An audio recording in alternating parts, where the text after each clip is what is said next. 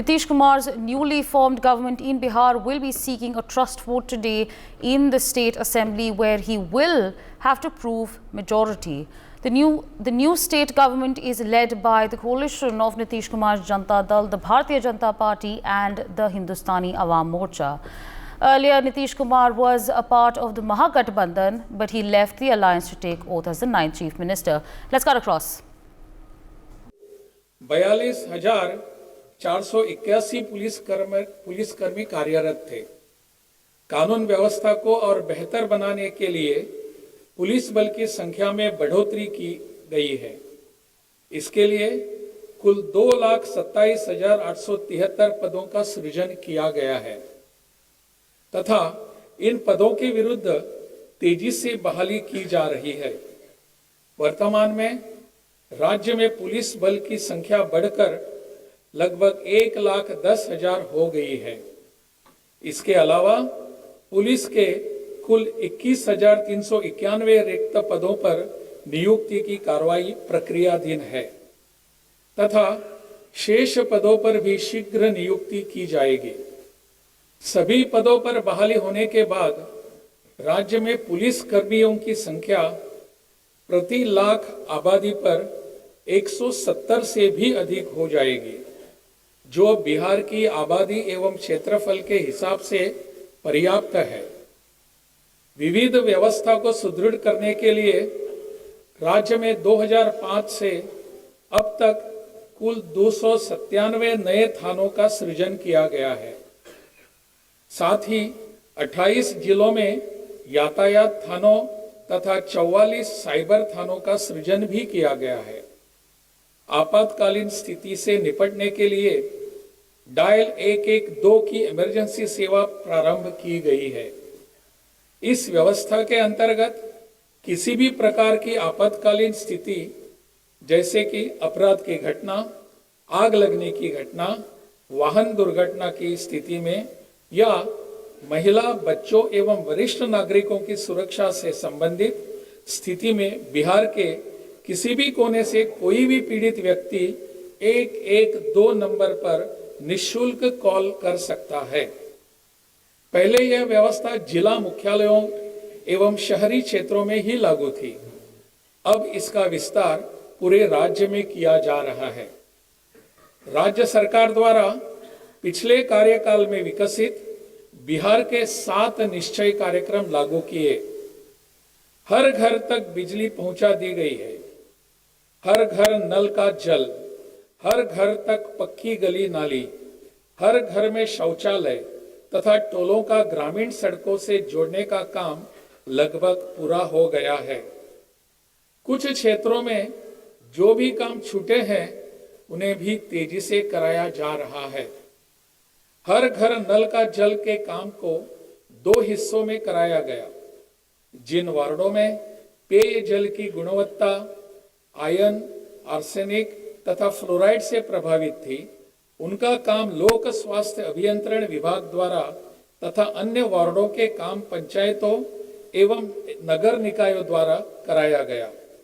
अब ग्रामीण एवं नगर क्षेत्रों में हर घर नल का जल योजना का मेंटेनेंस एवं छूटे हुए वार्डों का पूरा काम लोक स्वास्थ्य अभियंत्रण विभाग द्वारा कराया जा रहा है। 7 निश्चय 2 के तहत योजनाओं का क्रियान्वयन जारी है।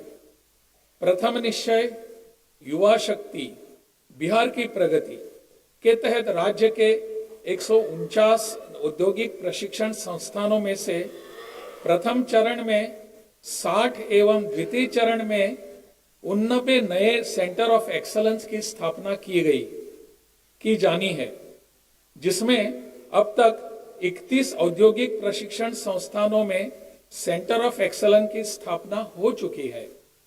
सभी पॉलिटिकल संस्थानों में गुणवत्ता बढ़ाने के लिए इंडियन इंस्टीट्यूट ऑफ टेक्नोलॉजी यानी IIT पटना के सहयोग से सेंटर ऑफ एक्सलेंस स्थापित किए गए हैं।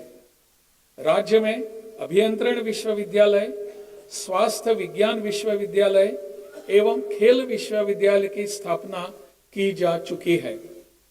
इन सभी विश्वविद्यालयों के में छात्राओं के लिए न्यूनतम 1/3 सीटों की का आरक्षण का प्रावधान किया गया है। राज्य में युवाओं को रोजगार उपलब्ध कराने तथा उनमें उद्यमिता विकास को प्रोत्साहन देने के लिए मुख्यमंत्री उद्यमी योजना प्रारंभ की गई।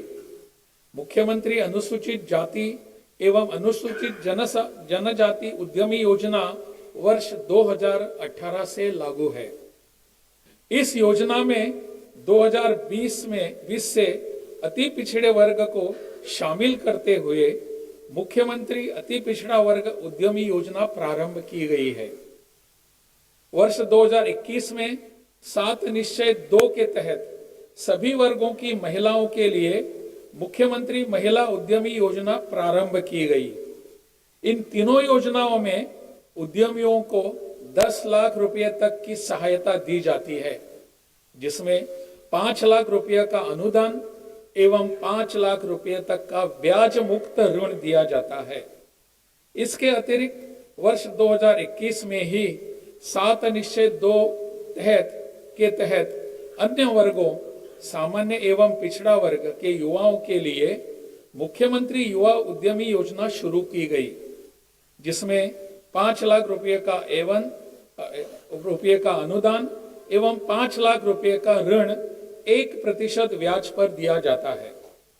इसी तरह राज्य के अल्पसंख्यक वर्ग के युवाओं में उद्यमिता एवं स्वरोजगार को बढ़ावा देने के लिए सितंबर 2023 से मुख्यमंत्री अल्पसंख्यक उद्यमी योजना प्रारंभ की गई है।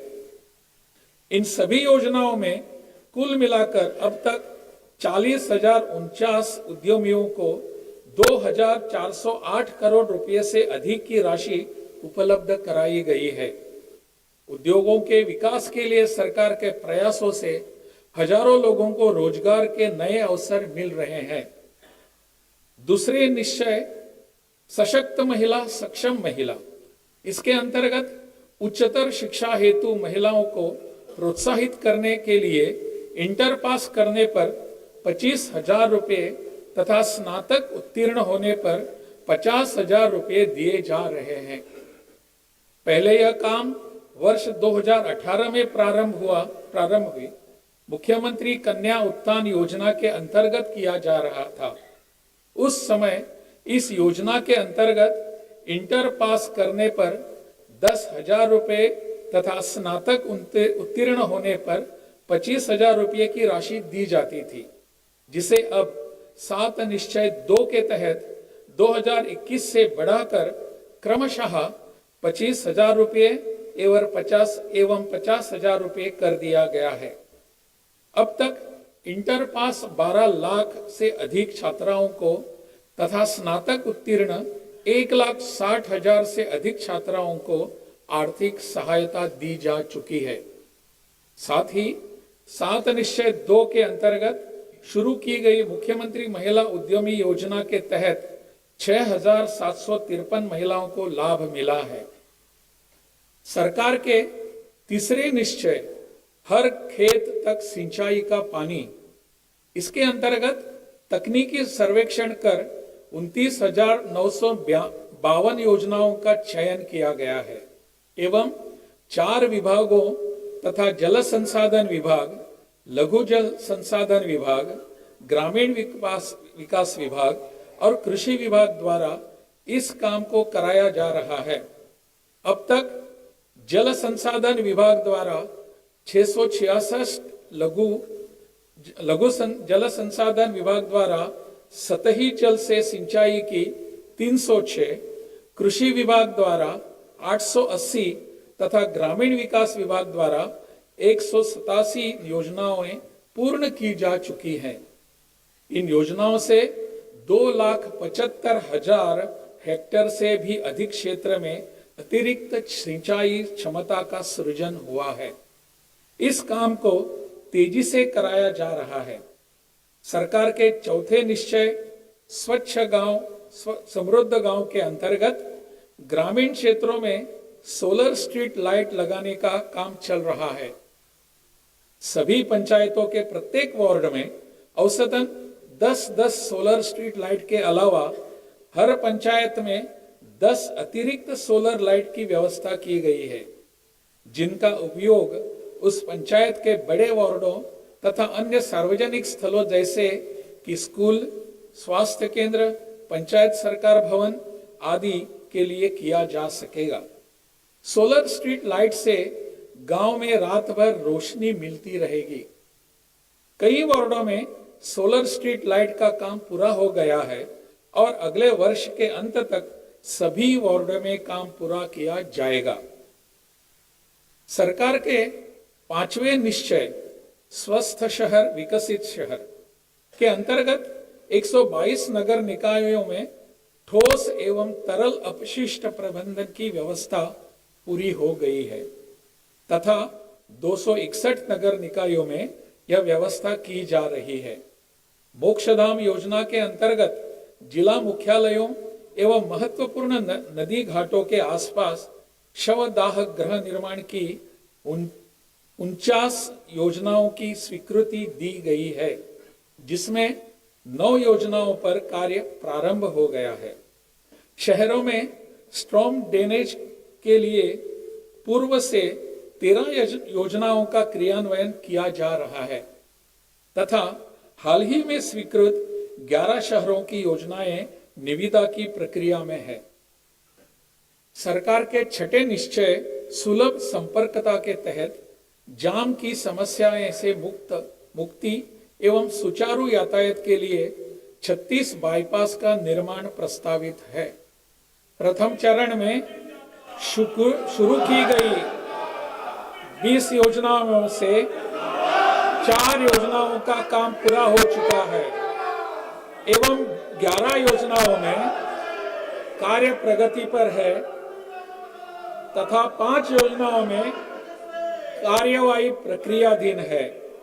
ग्रामीण क्षेत्रों में सर्वेक्षण कर गांवों को महत्वपूर्ण स्थानों से संपर्कता प्रदान करने के लिए ग्रामीण पथों की 1623 योजनाएं चिन्हित की गई है, जिनकी कुल लंबाई 12,250 किलोमीटर है।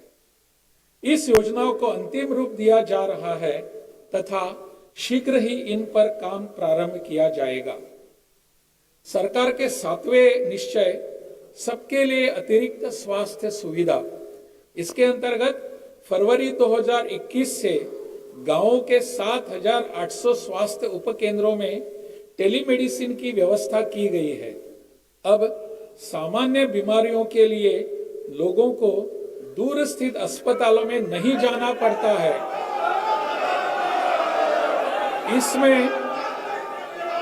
इससे बुजुर्ग एवं निःशक्त लोगों तथा महिलाओं को विशेष रूप से काफी सुविधा हो रही है। अब तक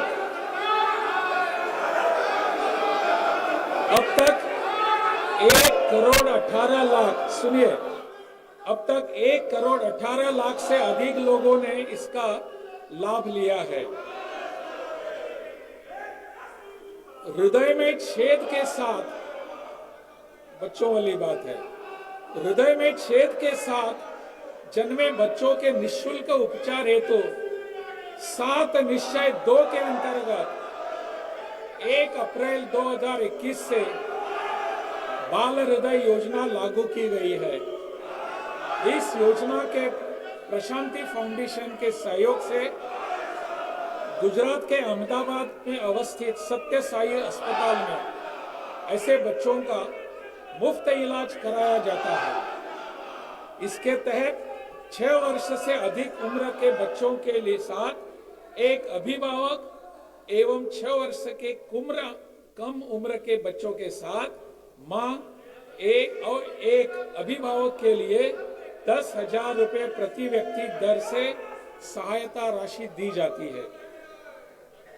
अब पटना के इंदिरा गांधी हृदय रोग संस्थान एवं इंदिरा गांधी आयुर्विज्ञान संस्थान में भी ऐसे बच्चों को यही चिकित्सीय सुविधा उपलब्ध कराई जा रही है। इस योजना के अंतर्गत अब तक 1,134 बच्चों का सफल इलाज किया गया है, जिसमें सत्य साई अस्पताल में 888, IGIC में 218 तथा IGIMS में 29 बच्चों का इलाज किया जा चुका है। वर्ष 2008 से ही राज्य में कृषि रोड मैप बनाकर कृषि विकास कार्यक्रम चलाए गए, जिससे फसलों, फलों एवं सब्जियों के उत्पादन और उत्पादकता में वृद्धि हुई। राज्य में धान, गेहूं एवं मकई की उत्पादकता पहले के मुकाबले लगभग दुगनी हो गई है। साथ ही दूध, अंडा, मांस एवं मछली उत्पादन में काफी वृद्धि आई है। मछली का उत्पादन 2.5 गुना से अधिक हो गया है, जिससे मछली के उत्पादन में बिहार लगभग आत्मनिर्भर हो चुका है। वर्तमान में चौथे कृषि रोड मैप का क्रियान्वयन शुरू हो चुका है, जिसमें कृषि प्रक्षेत्र के समग्र विकास हेतु लगभग 1,62,000 करोड़ रुपयों की स्वीकृति दी गई है। भारत की माननीय राष्ट्रपति श्रीमती द्रौपदी मुर्मू जी के कर कमलों से 18 अक्टूबर 2023 को पटना में चतुर्थ कृषि रोड मैप का शुभारंभ किया गया। साथ ही किसानों को कृषि उत्पादों को बाजार की सुविधा एवं वाजिब मूल्य उपलब्ध कराने के उद्देश्य से राज्य के 21 बाजार प्रांगणों के आधुनिकीकरण एवं समुचित विकास के लिए कुल 1,289 करोड़ रुपए की लागत से योजनाओं का कार्यान्वयन किया जा रहा है। राज्य सरकार पर्यावरण संरक्षण के प्रति पूरी तरह सजग है।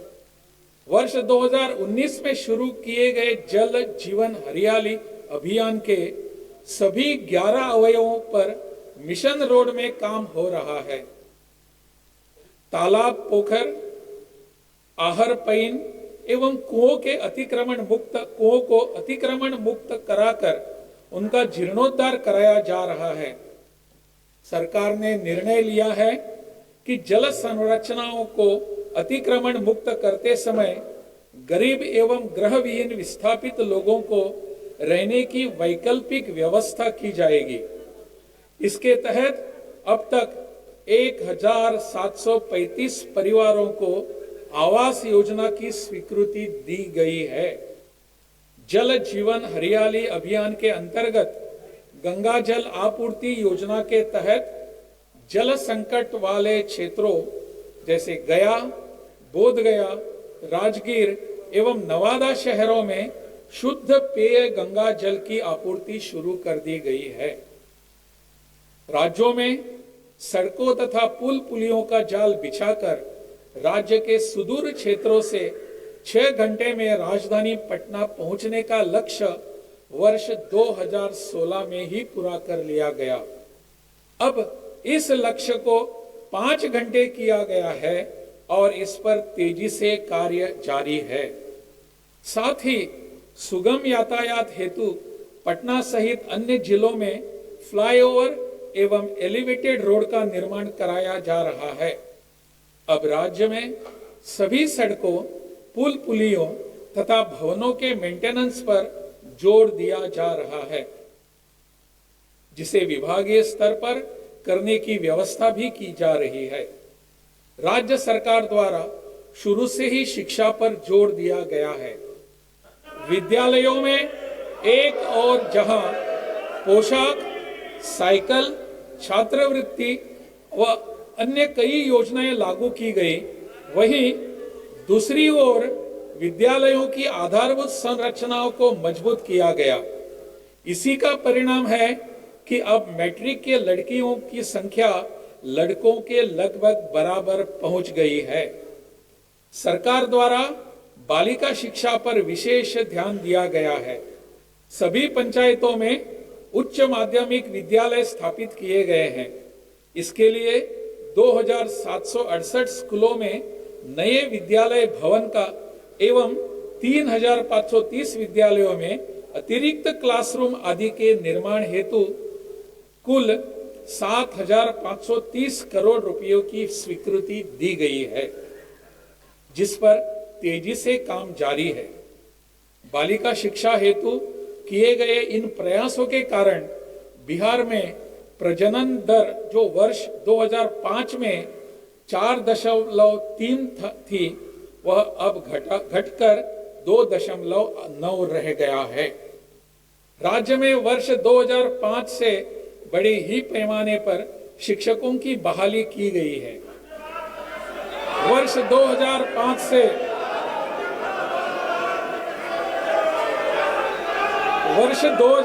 से जून 2002 तक लगभग 3,68,000 शिक्षकों की नियुक्ति की गई है। इसी क्रम में हाल ही में राज्य सरकार द्वारा 2,20,000 से अधिक सरकारी शिक्षकों की और बहाली की गई है। इस शिक्षक बहाली से बिहार का शिक्षक छात्र अनुपात राष्ट्रीय औसत के बराबर पहुंच गया है।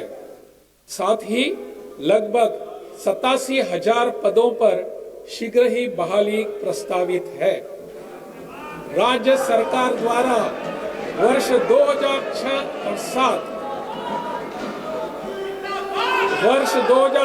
और 7 से बड़े पैमाने पर नियोजित शिक्षकों की नियुक्ति की गई थी।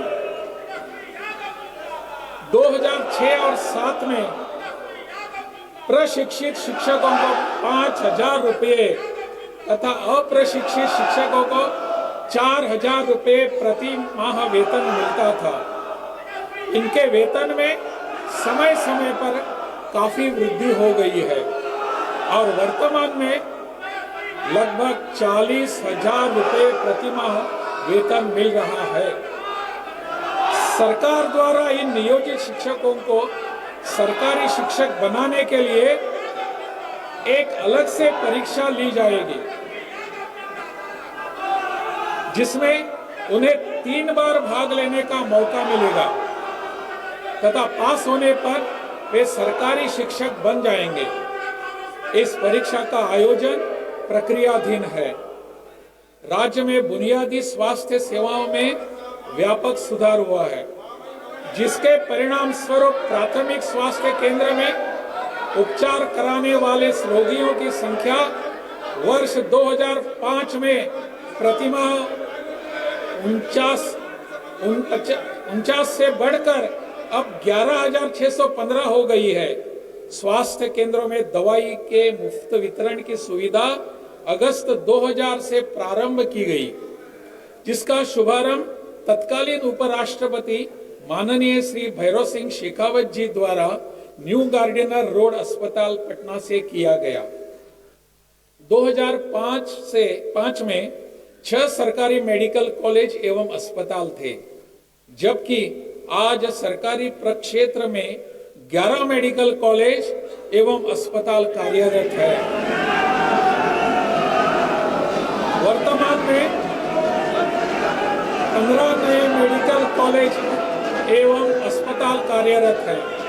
वर्तमान में 15 नए मेडिकल कॉलेज निर्माणाधीन है, जिनमें से 7 मेडिकल कॉलेज राज्य की अपनी निधि से तथा 8 मेडिकल कॉलेज केंद्र सरकार के सहयोग से बनाए जा रहे हैं। इसके अतिरिक्त पटना मेडिकल कॉलेज एवं अस्पताल के 5,462 बेड की क्षमता वाले आधुनिक विश्व स्तरीय मेडिकल कॉलेज एवं अस्पताल के रूप में बनाया जा रहा है। यह देश का सबसे बड़ा अस्पताल होगा।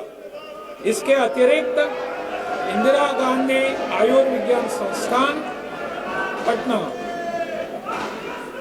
नालंदा मेडिकल कॉलेज एवं अस्पताल Patna city, Shri Krishna medical college एवं अस्पताल मुजफ्फरपुर, अनुग्रह नारायण मगध मेडिकल कॉलेज एवं अस्पताल गया तथा दरभंगा मेडिकल कॉलेज एवं अस्पताल दरभंगा को 2,500 बेड के अस्पताल के रूप में विकसित किया जा रहा है। सरकार द्वारा महिला सशक्तिकरण पर जोर दिया गया है। और महिलाओं को रोजगार देने एवं उन्हें आत्मनिर्भर बनाने के लिए कई कदम उठाए गए हैं। महिलाओं को पुलिस एवं सभी सरकारी नौकरियों में आरक्षण का लाभ मिल रहा है। पहले बिहार में स्वयं सहायता समूह काफी कम हुआ करते थे। 2006 में विश्व बैंक के कर्ज लेकर राज्य में स्वयं सहायता समूह के गठन के लिए परियोजना शुरू की गई, जिसका नामकरण जीविका किया गया। जीविका के अंतर्गत अब तक 10,47,000 स्वयं सहायता समूहों का गठन हो चुका है, जिसमें 1,30,00,000 से भी अधिक महिलाएं जुड़कर जीविका दीदियां बन गई है। स्वयं सहायता समूह में किए जा रहे कामों से जीविका दीदियों में जागृति आ रही है और वे आर्थिक रूप से सक्षम एवं स्वावलंबी बन रही है। अब तक जीविका दीदियों का काम ग्रामीण क्षेत्रों में ही हो रहा था, परंतु अब शहरी क्षेत्रों में भी जीविका के अंतर्गत स्वयं सहायता समूह के गठन का निर्णय हो गया है तथा जल्द ही यह काम शुरू हो जाएगा। इनसे जुड़ने वाली महिलाओं को भी जीविका दीदी ही कहा जाएगा। सरकार ने शुरू से ही वंचित वर्गों के लिए काम किया तथा इन्हें मुख्य धारा में जोड़ने के लिए विशेष योजनाएं चलाई। अनुसूचित जाति एवं अनुसूचित जनजाति तथा अति पिछड़ा वर्ग के शैक्षणिक, आर्थिक एवं सामाजिक उत्थान हेतु विभिन्न कार्यक्रम चलाए जा रहे हैं। राज्य सरकार द्वारा 2018 से अनुसूचित जाति एवं जनजाति तथा अति पिछड़ा वर्ग के विद्यार्थियों के लिए सिविल सेवा प्रोत्साहन योजना चलाई जा रही है। इसमें बिहार लोक सेवा आयोग एवं संघ लोक सेवा आयोग की प्रारंभिक परीक्षा पीटी पास करने वाले अभ्यर्थियों को मुख्य परीक्षा की तैयारी हेतु क्रमशः 50,000 रुपए एवं 1,00,000 रुपए प्रोत्साहन राशि दी जा रही है। अब तक बीपीएससी एवं यूपीएससी की प्रारंभिक परीक्षा में अनुसूचित जाति एवं जनजाति के 4,113 तथा अति पिछड़े वर्ग के 5,915 उत्तीर्ण अभ्यर्थियों ने योजना का लाभ लिया है। ग्रामीण क्षेत्रों में लोगों का आवागमन की सुविधा उपलब्ध कराने के तथा कमजोर वर्गों के युवाओं को रोजगार उपलब्ध कराने हेतु वर्ष 2018 में मुख्यमंत्री ग्राम परिवहन योजना लागू की गई। इसके तहत प्रत्येक पंचायत में 5 सुयोग्य लाभुकों को वाहन खरीद के लिए अधिकतम 1,00,000 रुपए का अनुदान दिया जा रहा है। इन 5 लाभुकों में से 3 अनुसूचित जाति या अनुसूचित जनजाति तथा 2 अति पिछड़ा वर्ग के होते हैं। अब तक अनुसूचित जाति एवं जनजाति के 25,559 एवं अति पिछड़ा वर्ग के 19,195 युवाओं ने इस योजना का लाभ लिया है। अब इसका विस्तार करते हुए प्रखंडों एवं सुदूर पंचायतों को जिला मुख्यालय से जोड़ने हेतु मुख्यमंत्री प्रखंड परिवहन योजना लागू की गई है। इस योजना के तहत प्रति प्रखंड जिला मुख्यालय के प्रखंड को छोड़कर 7 लाभुकों को बस के क्रय पर प्रति बस 5,00,000 रुपए का अनुदान दिया जाएगा। इन 7 लाभुकों में 2 लाभुक अत्यंत पिछड़ा वर्ग, 1 पिछड़ा वर्ग एवं 2 अनुसूचित जाति वर्ग तथा शेष 2 सामान्य वर्ग के होंगे। जिन प्रखंडों में अनुसूचित जनजाति की जनसंख्या 1,000 से ज्यादा होगी, उस प्रखंड में अतिरिक्त अनुसूचित जनजाति के लाभुक को भी योजना का लाभ मिल सकता है। अनुसूचित जाति एवं अनुसूचित जनजाति तथा अति पिछड़ा वर्ग के छात्र छात्राओं के लिए बड़ी संख्या में आवासीय विद्यालय एवं छात्रावासों का निर्माण कराया जा रहा है। वर्तमान में अनुसूचित जाति एवं जनजाति के 45 आवासीय विद्यालय संचालित हैं। राज्य सरकार द्वारा अनुसूचित जाति की 50,000 से अधिक आबादी वाले 40 प्रखंडों में आवासीय विद्यालय बनाने का निर्णय लिया गया है, जिसमें से 19 आवासीय विद्यालय का निर्माण की स्वीकृति दी जा चुकी है। अगले 2 वर्षों में सभी आवासीय विद्यालयों का निर्माण कर लिया जाएगा।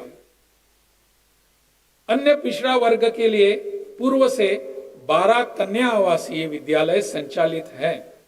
27 नए कन्या आवासीय विद्यालय का भी निर्माण जारी है।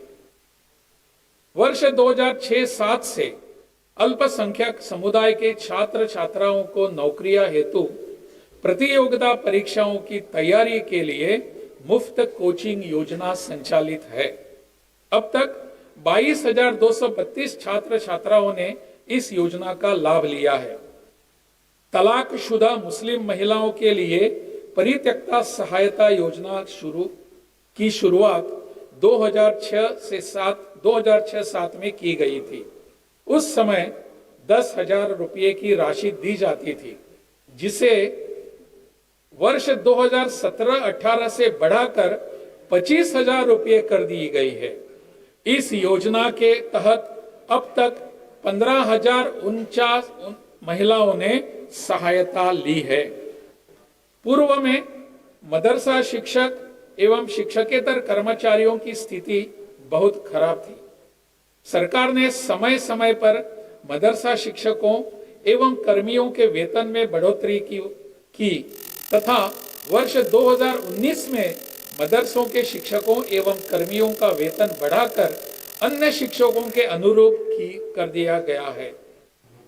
वक्फ की भूमि पर बहुउद्देशीय भवन, मुसाफिर खाना, विवाह भवन, व्यावसायिक भवन आदि का निर्माण कराया जा रहा है। 13 जिलों में वक्फ की भूमि पर +2 के स्तर के विद्यार्थियों के लिए अल्पसंख्यक आवासीय विद्यालय निर्माण की योजना स्वीकृत की गई है, जिनमें से दरभंगा एवं किशनगंज में आवासीय विद्यालय निर्माण का कार्य पूर्ण हो चुका है तथा शेष में कार्य प्रक्रियाधीन है। पटना में अंजुमन इस्लामिया भवन का भव्य एवं आकर्षक रूप से पुनर्निर्माण कराया गया है। राज्य में सामाजिक सौहार्द एवं सांप्रदायिक सद्भाव का माहौल कायम है। सांप्रदायिक तनाव की घटनाएं प्रकाश में आने पर पुलिस एवं प्रशासन द्वारा त्वरित कार्रवाई की जा रही है। राज्य सरकार द्वारा वर्ष 2006 से ही कब्रिस्तान की घेराबंदी की योजना शुरू की गई है, जिसमें राज्य के मिली जुली आबादी के इलाकों वाले एवं अन्य संवेदनशील कब्रिस्तानों की घेराबंदी की जा रही है।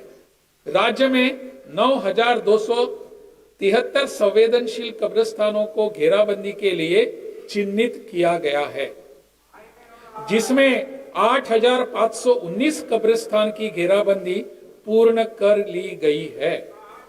311 पर कार्य जारी है तथा 443 कब्रिस्तान घेराबंदी की योजना प्रक्रियाधीन है। 2016 से बिहार मंदिर चहार दीवारी निर्माण योजना शुरू की गई, क्योंकि मंदिरों में यदाकदा मूर्ति चोरी आदि की घटनाएं हो जाती हैं। इसके अंतर्गत 60 वर्ष से पुराने धार्मिक न्यास परिषद में निबंधित मंदिरों की घेराबंदी की जा रही है। इसके अंतर्गत अब तक 419 मंदिरों की चहार दीवारी की जा चुकी है। अब आवश्यकता अनुसार 60 वर्ष से कम समय से स्थापित मंदिरों की चहार दीवारी भी कराई जाएगी। शुरू से ही सरकार का प्रयास रहा है कि युवाओं को ज्यादा से ज्यादा नौकरी एवं रोजगार के अवसर मिले। वर्ष 2005 से लेकर 2020 तक लगभग 5,35,000 से अधिक युवाओं को नौकरी दी गई है तथा लाखों लोगों को रोजगार मिला है। इसी क्रम में वर्ष 2020 में 7 निश्चय 2 के अंतर्गत घोषणा की गई थी कि आने वाले वर्षों में 10 लाख नौकरी एवं 10 लाख रोजगार के अवसर सृजित किए जाएंगे। इसके तहत अब तक 3,63,000 से अधिक युवाओं को सरकारी नौकरी दी गई है। इसमें बड़ी संख्या में शिक्षक, पुलिसकर्मी व अन्य विभागों के कर्मी शामिल हैं। वर्तमान में 1,27,000 पदों पर बहाली की प्रक्रिया जारी है, जिसमें शिक्षा, पुलिस, स्वास्थ्य, राजस्व एवं भूमि सुधार तथा अन्य विभागों के पद शामिल हैं। साथ ही लगभग 1 लाख युवाओं को संविदा पर नियोजित किया गया है। इसके अतिरिक्त विभिन्न विभागों में लगभग 3 लाख पदों का सृजन किया गया है, जिन पर नियुक्ति की जाएगी। इसके अलावा 5 लाख से अधिक युवाओं को रोजगार उपलब्ध कराया गया है। राज्य सरकार इस काम में लगी हुई है और शीघ्र ही इस लक्ष्य को प्राप्त कर लिया जाएगा। राज्य सरकार ने अपने संसाधनों से जाति आधारित गणना कराई है और इसके आंकड़ों को जारी भी किया गया है, जिसके अनुसार बिहार की कुल आबादी 13,07,25,310 है, जिसमें 53,72,022 लोग बिहार के बाहर रहते हैं तथा 12,53,53,288 लोग बिहार में रहते हैं। जाति आधारित गणना के अनुसार पिछड़ा वर्ग की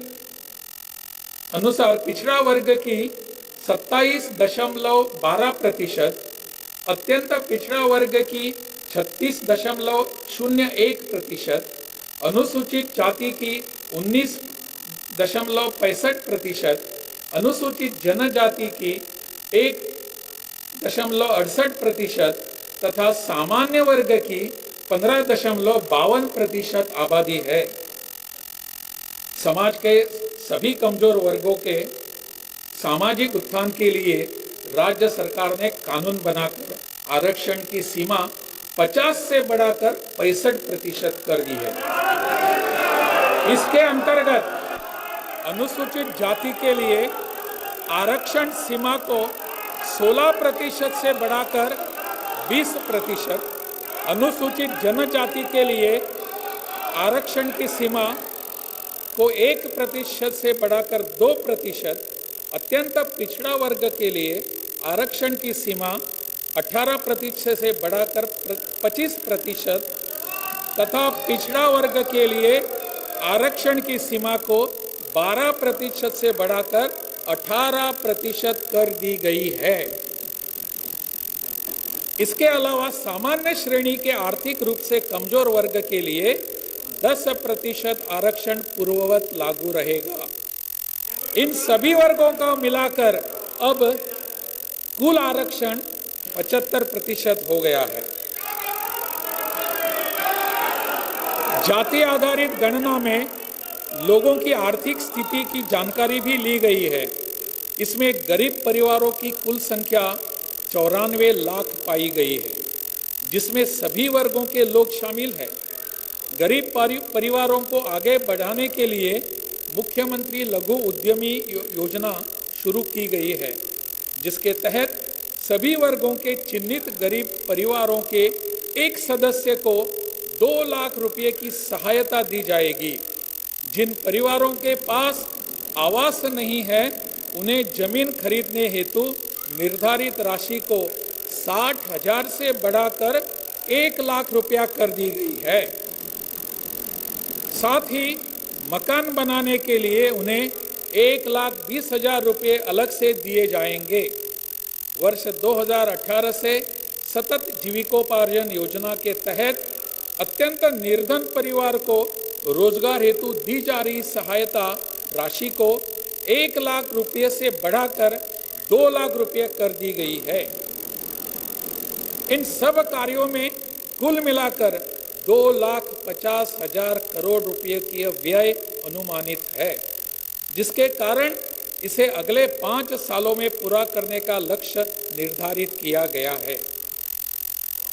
1 फरवरी 2024 को केंद्र सरकार द्वारा संसद में अंतरिम बजट प्रस्तुत किया गया। यह बजट सकारात्मक एवं स्वागत योग्य है। बजट में उच्च शिक्षा के लिए लोन की राशि बढ़ाई गई है, जिससे युवाओं को उच्च शिक्षा प्राप्त करने में सहूलियत होगी। 3 नए रेलवे इकोनॉमिक कॉरिडोर की शुरुआत होने से देश का आर्थिक विकास और तीव्र गति से हो सकेगा। मध्यम वर्ग के लिए विशेष आवास योजना लाई गई है, जिससे किराए के घरों एवं झुग्गी बस्तियों में रहने वाले लोगों को आवास का लाभ मिल सकेगा। उद्योगों के विकास के लिए स्टार्टअप के टैक्स स्लैब में 1 साल के लिए छूट बढ़ाई गई है, जिससे औद्योगिक विकास को गति मिलेगी तथा युवाओं के लिए रोजगार अवसर बढ़ेंगे। मनरेगा का बजट बढ़ाया गया है, जिससे ग्रामीण क्षेत्रों में रोजगार बढ़ेगा। प्रधानमंत्री किसान सम्मान निधि योजना के तहत दी जाने वाली राशि से किसानों को आर्थिक मदद मिली है तथा ग्रामीण अर्थव्यवस्था मजबूत हुई है। इस सकारात्मक बजट के लिए केंद्र सरकार को बहुत धन्यवाद। केंद्र सरकार द्वारा बिहार के पूर्व मुख्यमंत्री और महान समाजवादी नेता जननायक स्वर्गीय कर्पूरी ठाकुर जी को देश के सर्वोच्च सम्मान भारत रत्न से सम्मानित किया गया। यह हम लोगों के लिए अत्यंत प्रसन्नता का विषय है। इसके लिए केंद्र सरकार को धन्यवाद। मेरे द्वारा आपके समक्ष रखी गई सरकार की उपलब्धियों एवं कार्यक्रमों से स्पष्ट होता है कि सरकार न्याय के साथ विकास के मूल मंत्र को ध्यान में रखते हुए राज्य के सभी क्षेत्रों एवं सभी वर्गों के उत्थान के लिए सतत प्रयत्नशील है। मुझे विश्वास है कि वर्तमान सत्र में वित्तीय एवं विधायी कार्यों के साथ साथ राज्य के सर्वांगीण विकास के मुद्दों पर सार्थक चर्चा होगी, जो राज्य के विकास में सहायक होगी। मुझे भरोसा है कि सभी सदस्य जिम्मेवारी के साथ सत्र के संचालन में अपना महत्वपूर्ण योगदान देंगे। मुझे धैर्य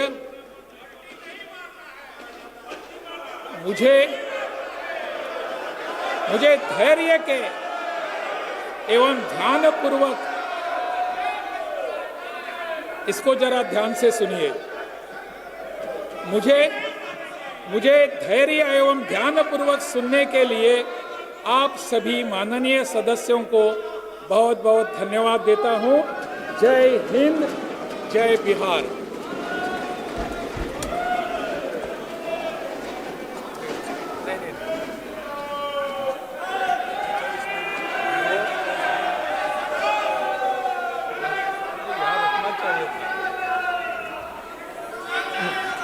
महामहिम राज्यपाल महोदय का अभिभाषण समाप्त हुआ।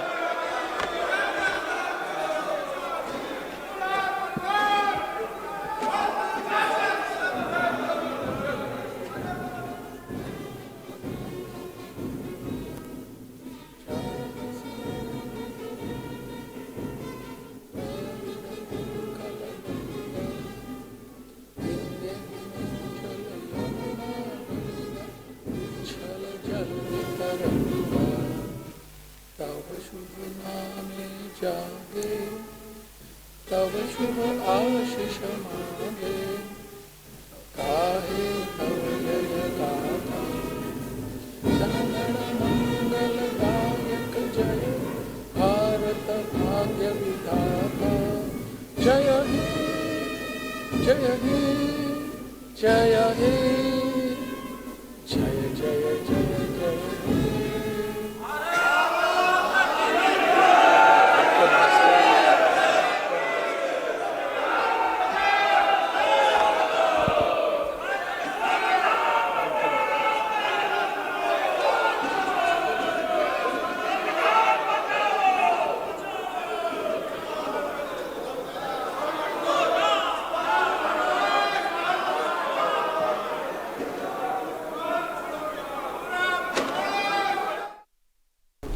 For more such videos, subscribe to the NewsX YouTube channel, hit the bell icon.